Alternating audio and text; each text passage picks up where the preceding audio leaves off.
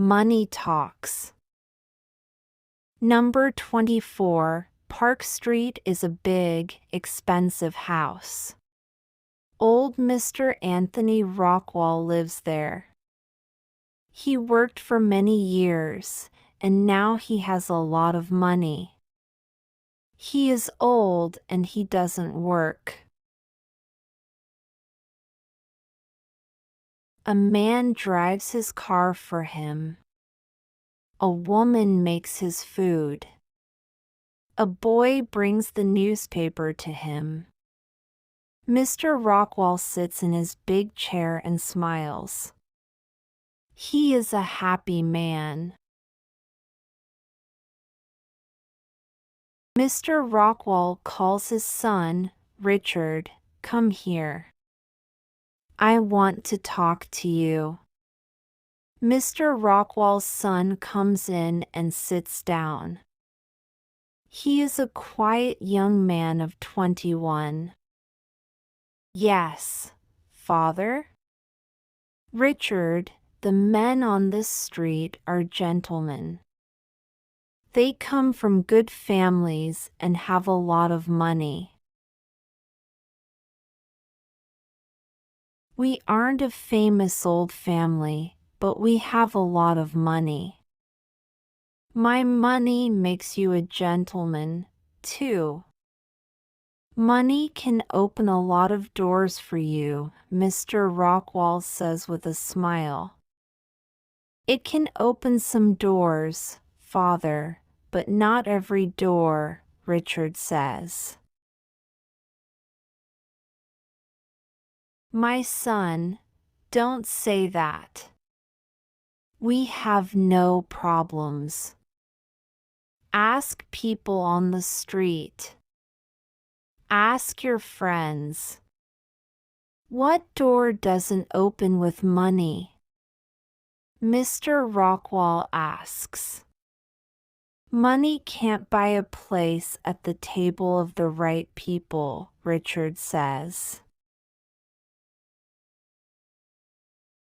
"You're wrong, young man," his father says, and he looks into his son's eyes. "Son, the families of these men didn't always have a lot of money. They know about work. You make a lot of money with a lot of work." Richard is quiet.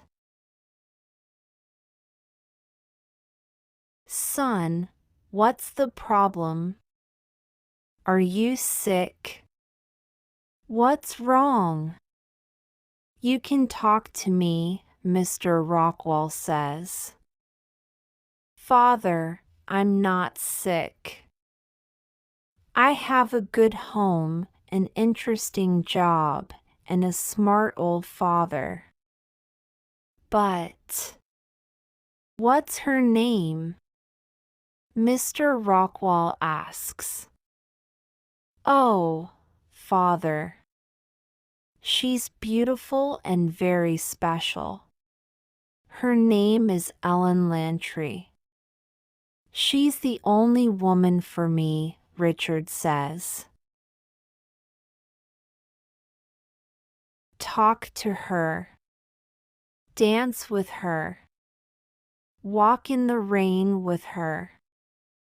She's going to love you, too, his father says.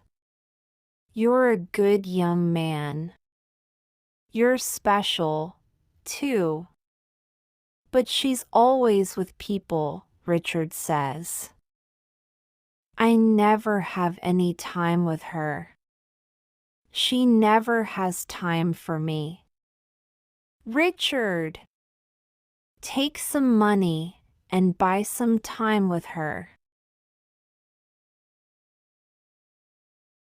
Talk to her about your love, the old man says. I can't, Richard says. She's going to Europe by boat tomorrow morning. She's going to stay there for 2 years.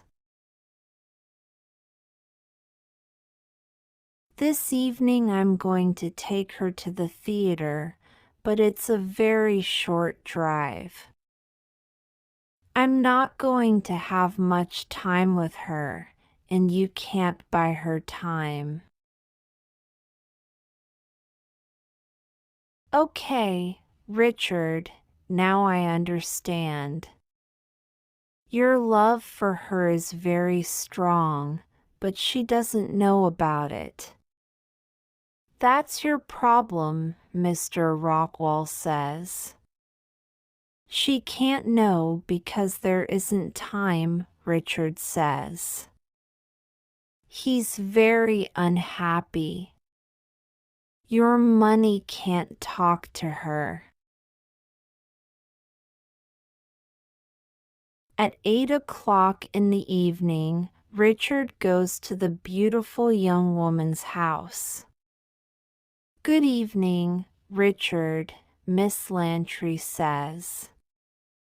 Mother and father are waiting for us at the theater. I don't want to be late. To Wallack's Theater, please, Richard says to the driver. But at 34th Street, the car stops. What's wrong? Richard asks. I'm sorry, Mr. Rockwell, the driver says. There are cars to the left, to the right, and behind us. We can't move. Every car in New York is sitting here.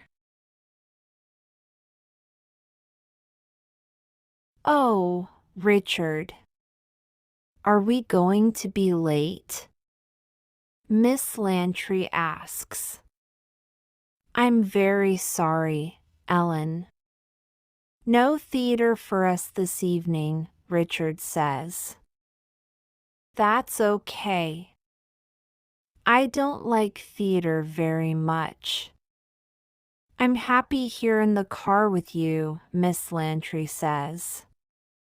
Are you? Richard asks with a smile. Later the same evening, Richard walks into his father's office.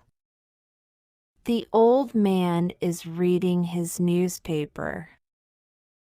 Father, Richard says, Miss Lantry and I are in love. Very good, Richard. I'm happy for you, his father says. We talked and talked.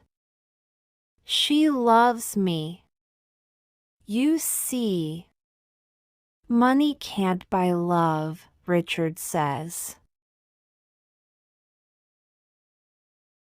Then the happy young man goes to bed. But let's finish his story. At 7 o'clock in the morning, Mr. Kelly comes to the door of Mr. Rockwell's house. Good morning, Mr. Kelly, Mr. Rockwell says. You did a good job yesterday evening. Here's your $5,000. It was difficult, Mr. Rockwell. The drivers of the cars wanted $10 and the policeman wanted $50. But cars stopped for us on every street. Did it all go well? Mr. Kelly asks. Well, yes. It was beautiful. Let's drink to love and to money.